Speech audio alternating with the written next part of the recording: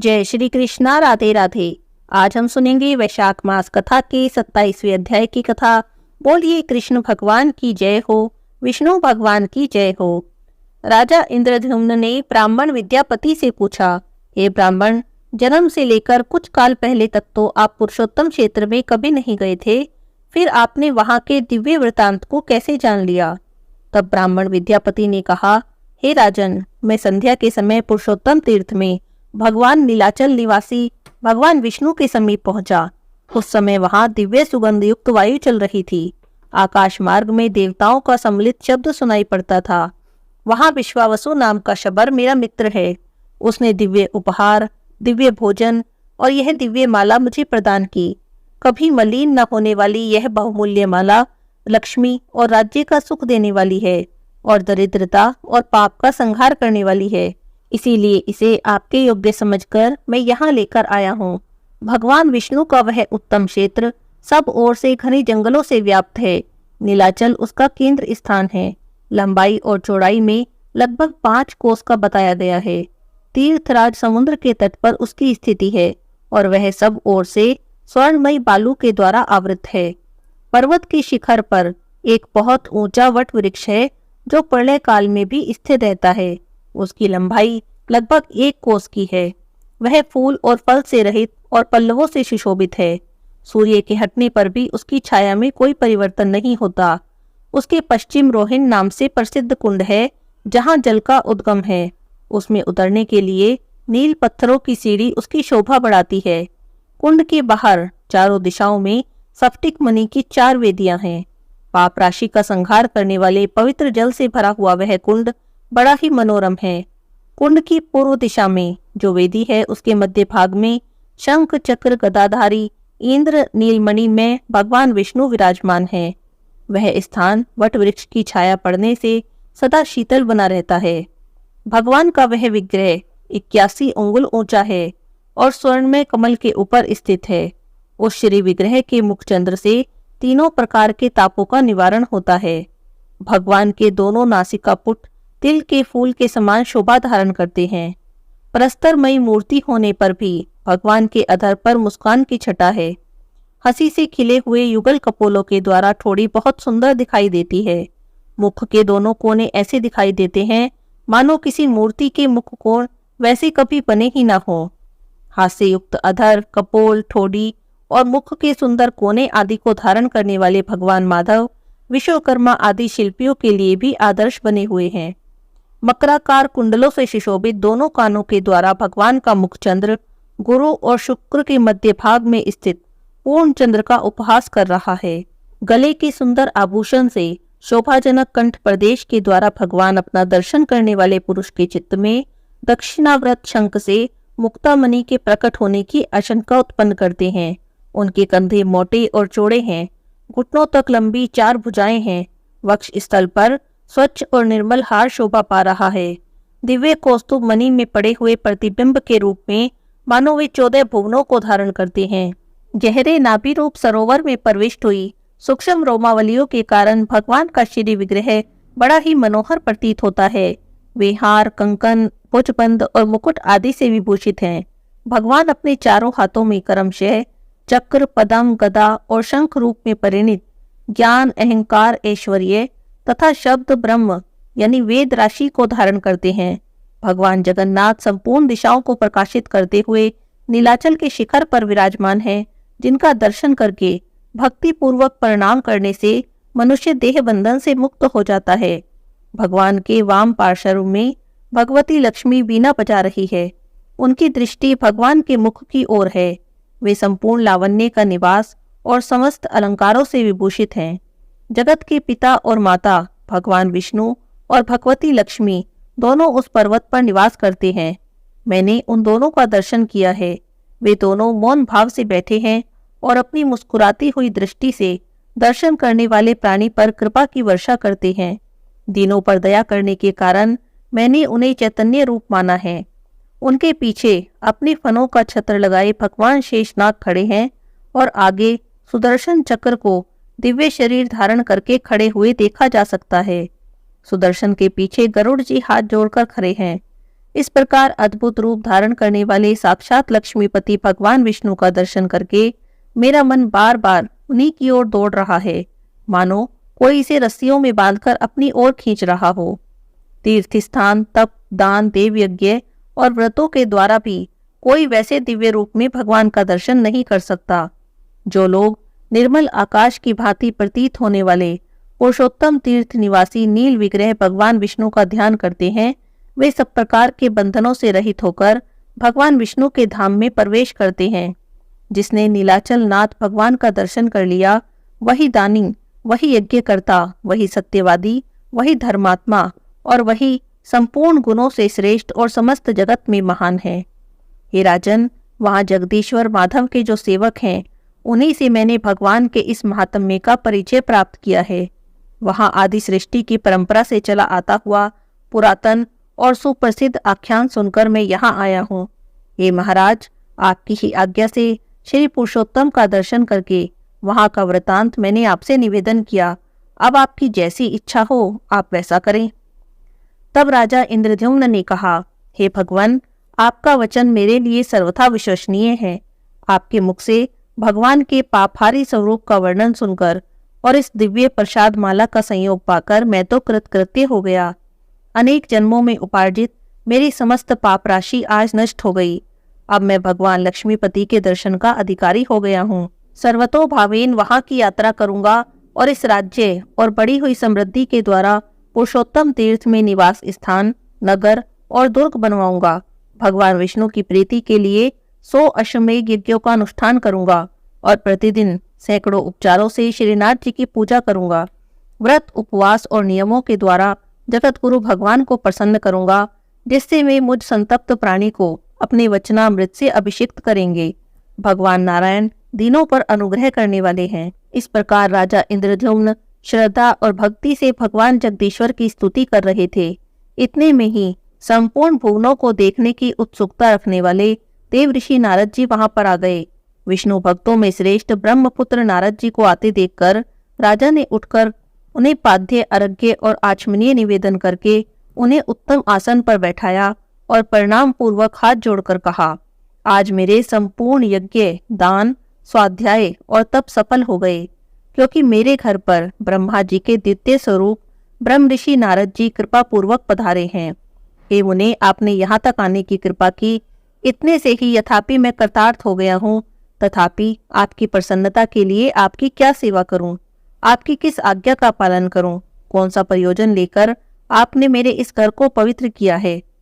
भक्ति और विनय से सनी हुई राजा की ये बातें सुनकर नारद जी ने मुस्कुराते हुए कहा, हे राजन, तुम्हारे निर्मल गुणों से ब्रह्मा आदि संपूर्ण देवता, सिद्ध और मुनि अत्यंत प्रसन्न हैं। तुमने बहुत अच्छा निश्चय किया है। हजारों जन्मों के अभ्यास से नीलाचल गुहा निवासी भगवान माधव में भक्ति होती है। परम बुद्धिमान ब्रह्मा जी ने उन्हीं भगवान जगदीश्वर की आराधना करके इस सृष्टि का निर्माण किया और पितामह की पदवी को प्राप्त किया। तुम भी उन्हीं के वंश में उत्पन्न हुए हो, अतः भगवान के प्रति तुम्हारी ऐसी भक्ति होना उचित ही है। पग पग पर दुख और संकटों से व्याप्त इस संसार रूपी वन में भटकते हुए मनुष्यों के लिए एकमात्र भगवान विष्णु की भक्ति ही सुख देने वाली है। यह संसार एक समुद्र है जहाँ कोई भी सहारा देने वाला नहीं। सुख दुख आदि द्वंद्वों की प्रचंड आंधी से इसमें सदा ही तूफान आता रहता है। इस कारण यह अत्यंत दुस्तर है। वह भवसागर में डूबे हुए मनुष्यों के लिए भगवान विष्णु की भक्ति ही नौका मानी गई है। एकमात्र माता भगवती विष्णु भक्ति का ही आश्रय लेकर संतुष्ट रहने वाले साधु पुरुष कभी शोक नहीं करते। हे राजन, देहधारियों को जो बड़ी भारी पाप राशि है, वह विष्णु भक्ति रूपी महान दावानल में पतंगों की भांति जल जाती है। पर याग, गंगा आदि तीर्थ, तपस्या, श्रेष्ठ अश्वमेध यज्ञ, महान दान, व्रत, उपवास और नियम, इन सब का हजारों बार सेवन किया जाए तो इनके पुण्य समूह को कोटि कोटि गुना करके एकत्र किया जाए, फिर भी वह विष्णु भक्ति के 1000वें अंश के बराबर भी नहीं बताया गया है। नारद जी के बताए हुए विष्णु भक्ति महात्म्य को सुनकर राजा इंद्रद्युम्न के मन में विष्णु भक्ति का स्वरूप जानने की इच्छा हुई। इसीलिए उन्होंने नारद जी से पूछा, हे भगवान, भक्ति का स्वरूप क्या है? उसके लक्षणों का वर्णन कर दीजिए। तब नारद जी बोले, हे राजन, सावधान होकर सुनो। मैं भगवान विष्णु की सनातन भक्ति का सामान्य और विशेष रूप से वर्णन करता हूँ। गुणों के भेद से भक्ति 3 प्रकार की है, सात्विक, राजसिक और तामसिक। इसके अतिरिक्त एक चौथी भक्ति भी है जो निर्गुणा मानी गई है। हे राजन, जो लोग काम और क्रोध के वशीभूत हैं और प्रत्यक्ष के सिवा किसी और की ओर दृष्टि नहीं रखते, वे अपने को लाभ और दूसरे को हानि पहुंचाने के लिए जो भजन करते हैं, वह उनकी भक्ति तामसी कही गई है। अधिक यश की प्राप्ति के लिए अथवा दूसरे की संप्रदा से प्रसंगवश परलोक के लिए जो भक्ति होती है, वह राजसी मानी गई है। पारलौकिक लाभ को स्थायी समझकर और इहलोक के समस्त पदार्थों को नश्वर देखकर अपने वर्ण और आश्रम के धर्मों का परित्याग न करते हुए आत्मज्ञान के लिए जो भक्ति की जाती है, वही सात्विक भक्ति है। यह जगत जगन्नाथ जी का ही स्वरूप है, इससे भिन्न इसका दूसरा कोई कारण नहीं। मैं भगवान से भिन्न नहीं हूँ और वे भी मुझसे पृथक नहीं हैं। ऐसा समझकर भेद उत्पन्न करने वाली बाह्य उपाधियों का त्याग करना और अधिक प्रेम से भगवत स्वरूप का चिंतन करते रहना, यह निर्गुणा नाम की भक्ति है, जो मुक्ति का साक्षात साधन है। यह भक्ति अत्यंत दुर्लभ है। अब मैं भगवान विष्णु के भक्तों के लक्षण बताता हूँ, जिनका चित्त अति शांत है, जो सबके प्रति कोमल भाव रखते हैं, जिन्होंने स्वेच्छा से अपनी इंद्रियों पर विजय प्राप्त कर ली है, जो मन, वाणी और क्रिया के द्वारा कभी दूसरे से द्रोह करने की इच्छा नहीं रखते, जिनका चित्त दया से भरा है, जो चोरी और हिंसा से सदा ही मुख मोड़े रहते हैं, सद्गुणों के संग्रह और दूसरे के कार्य साधन में जो प्रसन्नता पूर्वक संलग्न रहते हैं, सदाचार से जिनका जीवन सदा ही उज्जवल बना रहता है, जो दूसरे के उत्सव को अपना उत्सव मानते हैं, सब प्राणियों के भीतर भगवान वासुदेव को देखकर कभी किसी से भी ईर्ष्या भाव नहीं रखते, दीनों पर दया करना जिनका स्वभाव बन गया है और जो सदा परहित की इच्छा रखते हैं। अविवेकी मनुष्यों का विषयों में जैसा प्रेम होता है, उससे 100 गुना अधिक प्रीति का विस्तार वे भगवान श्री हरि के प्रति करते हैं। नित्य कर्तव्य बुद्धि से विष्णु रूप शंकर आदि देवताओं का भक्ति पूर्वक पूजन और ध्यान करते हैं। पितरों में भगवान विष्णु की ही बुद्धि रखते हैं। भगवान विष्णु से भिन्न दूसरी किसी वस्तु को नहीं देखते। भगवान जगत से भिन्न होकर भी भिन्न नहीं। हे भगवान जगन्नाथ, मैं आपका दास हूँ, आपके स्वरूप में मैं ही हूँ, आपसे पृथक कदापि नहीं हूँ।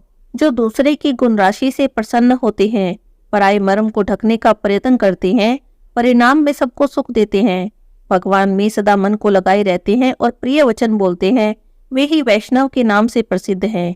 जो भगवान के पापहारी शुभ नाम संबंधी मधुर पद का जप करते हैं और जय जय की घोषणा के साथ भगवान नामों का कीर्तन करते हैं, वे महात्मा वैष्णव रूप में प्रसिद्ध हैं।